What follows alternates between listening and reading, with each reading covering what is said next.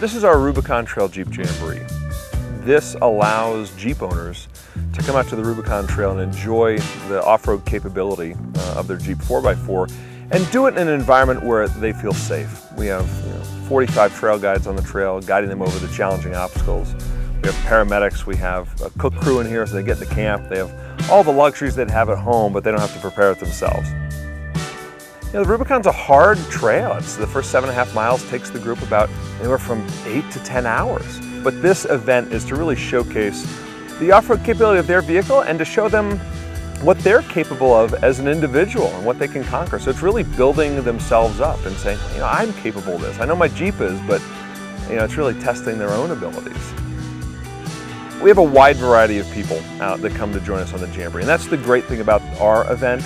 It's really family oriented. You have retired folks in here, you have school teachers, lawyers, you have mechanics.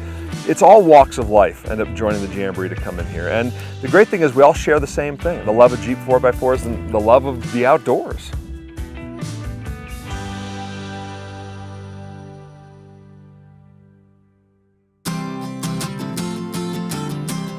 The Rubicon Trail is this iconic trail that takes you through some of the most beautiful mountains, the Sierra Nevada mountains. It's outside of Georgetown to Lake Tahoe.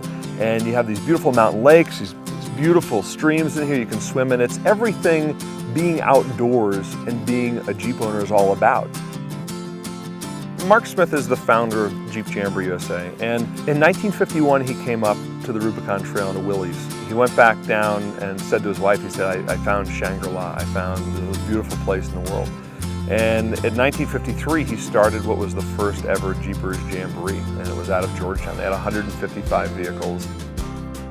Back then, Mark wanted to ensure access to the property. The Rubicon has always been at the threat of environmental groups to try to shut it down, shut down motorized recreation. So Mark, with a group of other investors, bought Rubicon Soda Springs. It was from a timber company out here. So they bought a piece of land that they could always have access into this area with.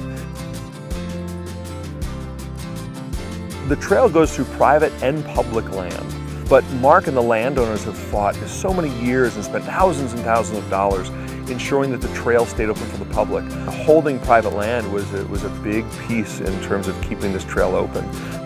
There's so many other groups, Rubicon Trail Foundation, stewardship programs. We've helped fly in toilets on the trail so there's places for sanitation.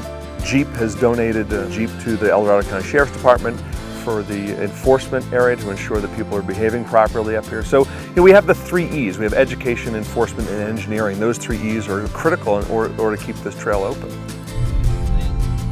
I've never been able to make it out to the Rubicon, and it worked out with the Jeep Jamboree guys that we were able to fly out of here, get a Jeep Jamboree Jeep and go wheeling. They do a great job. I mean, you get here and they've got everything laid out, set up for people to just sign up registration, what group they're going to put you in, and other vendors are there.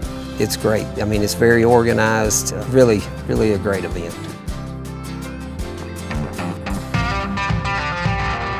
One of the things that is impressive to me is typically when you go off-roading, it's okay, you have a couple of obstacles and then you go wheeling for a little while. And okay, here's another obstacle, and then you go wheeling for another while. Here, you don't go wheeling in between obstacles that much. You got to be paying attention, you got to be positioning, and it's just varying degrees of obstacles, but you're working most of the trail.